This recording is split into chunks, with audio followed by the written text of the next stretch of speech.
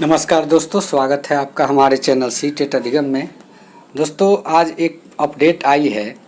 इस अपडेट को जानेंगे और वीडियो के अंत में चर्चा करेंगे कि राज्य सरकार के द्वारा जो भी निर्णय लिया जा रहा आखिर रुकता क्यों है और आखिर इसका उद्देश्य क्या होता है। कि सही में जो शिक्षित बेरोजगार वर्ग है उनको नौकरी देना ही एक टारगेट होता है या फिर इसके पीछे एक अलग सी स्वार्थ भी छुपी होती है। इस सारी चीज़ों पर चर्चा करेंगे। और आज मैं इस मूड में हूँ कि मैंने एक वीडियो बनाया था तो सिर्फ उसमें इशारा किया था, इन चीज़ों पे फोकस डाला था। तो वीडियो के नीचे भी कमेंट आ रहे थे कि सर बात को कृपया पूरा कहें। तो मैं इसलिए भी आज बात को पूरा कहूँगा क्योंकि लोग क्लियर सुनना चाहते हैं। आप लोगों की मर्जी है कि क्लियर सुने। आप लोग इशारे की बात को नहीं समझ रहे हैं या फिर समझ रहे हैं तो हमारे मुंह से सुनना चाहते हैं। इसके लिए भी हम इस बात को आज क्लियर कहने वाले हैं। तो दोस्तों, वीडियो में अंत तक बने रहिए क्योंकि वीडियो में कुछ खास होने वाला है। और अगर आप नए हैं हमारे चैनल पे तो प्लीज़ सब्सक्राइब करें। तो यहाँ पे हेडिंग जो दिया है, बिहार में शिक्षकों की नियुक्ति पत्र पर अब उनका फ़ोटो भी होगा। चलिए, यहाँ तक तो ठीक है, होना भी चाहिए। इसका उद्देश्य क्या है कि एक तरह से डुप्लीकेसी रोकने का उद्देश्य है। और एक चीज़ है कि दो तरीके की जो नियम बनाई जा रही है, इस पे काम हो रहा है फर्जीवाड़ा को रोकने के लिए। पिछले ही सप्ताह से लागू संशोधित नियुक्ति नियमावली में हुआ प्रावधान, ये पिछले सप्ताह की जो प्रावधान लागू हुई नियोजन नहीं नियुक्ति की प्रक्रिया को, उसमें ये चीज़ लगाया गया कि कोई भी अपराधी प्रवृत्ति के लोग शिक्षक नहीं बन पाएंगे।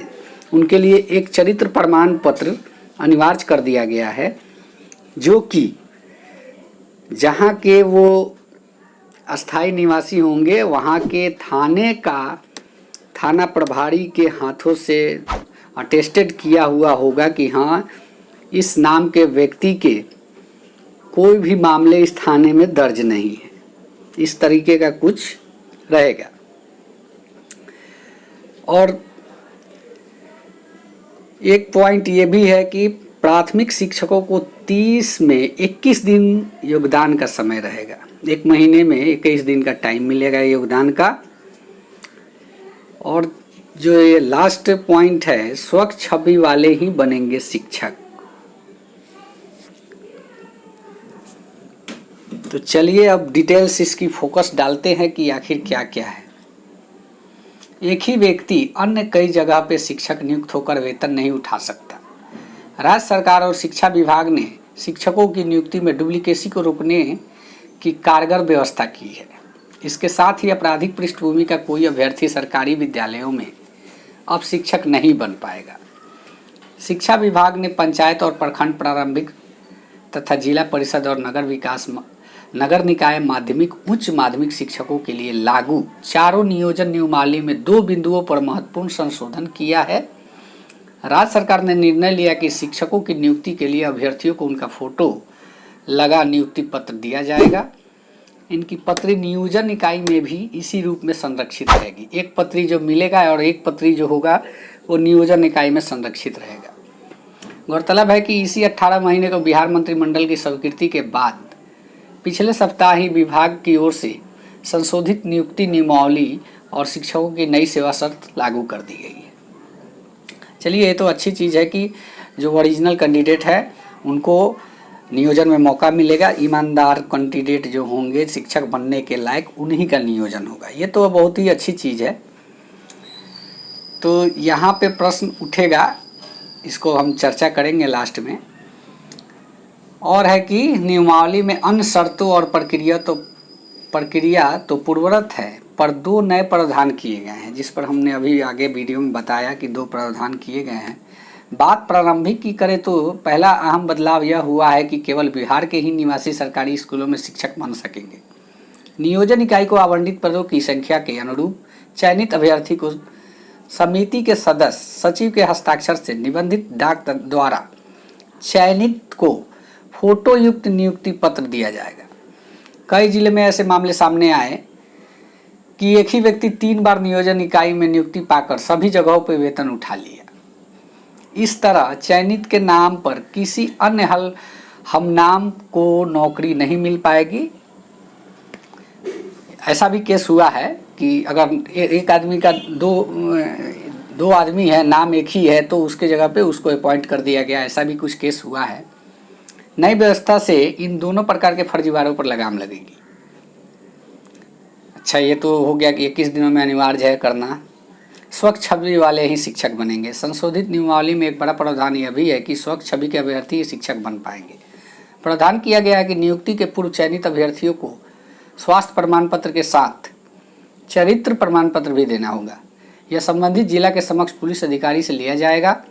इस प्रमाण पत्र के माध्यम से अपराधी प्रवृत्ति के लोग का शिक्षक बनने का मंसूबा पूरा नहीं हो पाएगा। चरित्र प्रमाण पत्र जिले के पुलिस अधीक्षक द्वारा निर्गत होगा। यह चयनित अभ्यर्थियों से संबंधित थाने के थानेदार की जांच रिपोर्ट के आधार पर निर्गत होगा, जिसमें साफ साफ लिखा होगा कि इस पर संबंधित यानी कोई शिकायत दर्ज नहीं है थाने में। तो कहने का मतलब कि ये थाने की तरफ से भी वेरिफिकेशन होगा स्टूडेंट का। अब रही बात अदर स्टेट के जो परीक्षार्थी हैं, स्टूडेंट्स हैं, उनका बिहार में सिलेक्शन नहीं होगा। तो ये चूँकि प्रावधान 2020 का है, तो इसको तो इस बहाली प्रक्रिया में लागू करना चाहिए था, क्योंकि प्रक्रिया अभी बनी है और इस नियोजन प्रक्रिया में भी इस नीति को लागू करना चाहिए था, जो डोमिसाइल कहते हैं हम लोग। आखिर क्यों नहीं लागू किया जा रहा है, इस पर मैंने चर्चा किया था। मैंने बताया था एक बार, आपको याद होना चाहिए कि मैं एक जगह पे नौकरी करता था किसी दवा कंपनी में, तो वो कहानी में बताया था। तो कहीं ना कहीं हमको यही लगता है कि इसमें किसी विशेष का महत्व दिया जाता है कि हाँ भाई आप आइए, आपके बाद हम बंद कर देंगे। इस तरीके की कुछ नीति चलती है। और दूसरी चीज़ है कि यहाँ पे जो गाइडलाइन तैयार होता है बिहार में, सबसे पहले तो हम बता दें कि राज्य सरकार और शिक्षा विभाग की गलत नीतियों के चलते बहाली प्रक्रिया जो है बार बार रुकती है। और जब उस चीज़ पे फ्रॉडिंग का केस नज़र आता है, उसके बाद क्या होता है कि उसको रोकने की कोशिश की जाती है। अब जैसे मान लीजिए कि इनको ये मालूम है कि हाँ डुप्लीकेसी होता है, तो आज तक उस व्यक्ति को चिन्हित करके सर्विस सेवा से बाहर क्यों नहीं किया गया। अभी भी पिछली नियोजन में बहुत सारे ऐसे हैं जिनके कागजात जो हैं अच्छे नहीं हैं। ये विभाग भी जानता है, गवर्नमेंट भी जानती है, फिर इन पे एक्शन क्यों नहीं लिया जाता। एक बार बीच बीच में चर्चा होती है उस चीज़ की कि निकाला जाएगा, पेपर के माध्यम से हम लोग जानते हैं, लेकिन आपको देखने को मिल जाएगा कि वो लोग अभी भी कार्यरत हैं। तो इस पे गवर्नमेंट को काम करना चाहिए। अगर हम लोग इस बात को कहते हैं तो हम लोग को कहा जाता है कि चलिए आप बताइए। तो जब हम करेंगे तो हमारी अधिकार को पूर्णतः रूप से देना चाहिए। यहाँ तो आप अपने मन की बात सुना देते हैं, स्टूडेंट की मन की बात तो जानते नहीं। भाई हमको मन की बात नहीं सुननी है, हमारे मन की काम को आप करिए जिससे हमको फ़ायदा हो सके। हम बेरोजगार हैं, हमारे साथ फैमिली है। इस चीज़ को आप समझिए कि स्टूडेंट को स्टूडेंट से लड़ाया जाता है। इस तरीके का एक क्लाइमेट क्रिएट किया जाता है कि आपस में ही लड़े। NIS, DLED, BEd, रेगुलर, अवैध, ऐसे ऐसे नामों से संबोधित करके एक दूसरे से लड़ाया जाता है। ये सारी प्री प्लानिंग व्यवस्था होती है। स्टूडेंट कुछ नहीं करता। अगर बहाली बात करें सीट दिसंबर की, तो ये बहाली जो है सबको मालूम है पहले की है, लेकिन बहाली प्रक्रिया को बीच बीच में रोक रोक के किसी एक को मौका देना, फिर एक से केस करवाना, फिर किसी एक को मौका देना। अगर आपकी नीयत रहती कि इस बहाली प्रक्रिया को पूरा कराना है तो आप एक ही बार में सबको देते मौका। आप तो चाहते हैं कि रुके किसी तरह चले। इसकी सच्चाई यही है कि अगर हम 94,000 गुने 20,000 ही करते हैं तो आप जोड़ सकते हैं कितने पैसे हुए। और इतने पैसे का बोझ जो है बिहार सरकार उठाने के लायक नहीं है। किसी तरह डार्क में रख के एक वोट कैप्चरिंग जिसको कहते हैं और मेंटली शोषण जिसको कहते हैं एक शिक्षित वर्ग को किया जाता है। और यही है पॉलिसी, इसी पे चल रहा है। ये नियोजन प्रक्रिया भी चलने वाली नहीं है। ये गाइडलाइन जारी हो गया आगे का, लेकिन पीछे वाली बहाली प्रक्रिया अभी तक पूरी नहीं हुई। इस पर किसी का ध्यान नहीं है। कुछ लोग आते हैं कहते हैं कि बहाली तो है ससमय होगी। बहाली तो सितंबर में ख़त्म हो जाना था, ससमय हुई किधर। लेकिन बहाली लेट हो गई, ख़त्म कहाँ हुई। रही बात कि आप कहते हैं शिक्षा में गुणवत्ता बढ़ाने के लिए, तो आपने तो कभी पात्रता परीक्षा का आयोजन नहीं किया। आपने जब किया वो समय आज से बहुत दिन पहले बीत चुका है। उसके बाद आपने कब पात्रता परीक्षा का आयोजन किया, जबकि आपने ही कहा हुआ है कि हम प्रत्येक साल एक बार पात्रता की परीक्षा लेंगे और उसके बाद बहाली करेंगे। लेकिन ऐसा तो हुआ नहीं। आप किस आधार पे कहते हैं कि हम पात्रता परीक्षा लेते हैं और गुणवत्तापूर्ण शिक्षक बनाएंगे। आपका जो रीजनल लैंग्वेज है उसके शिक्षक की बहाली तो हो नहीं पाती, क्योंकि वहाँ पे उसका जगह ही नहीं है। जो भोजपुरी को जगह ही नहीं है सीटेट में कि वो फॉर्म भर सके, उसके शिक्षक मिलेंगे कहाँ। आप अपने क्षेत्रीय भाषा के हिसाब से शिक्षक बना नहीं सकते, पात्रता परीक्षा ले नहीं रहे हैं और कहते हैं कि गुणवत्तापूर्ण शिक्षा का निर्माण करेंगे, शिक्षक का निर्माण करेंगे। उस पे तो काम हो नहीं रहा, खाली पेपर में लिख देने से हो जाता है क्या। दोस्तों, समय अब आ गया है।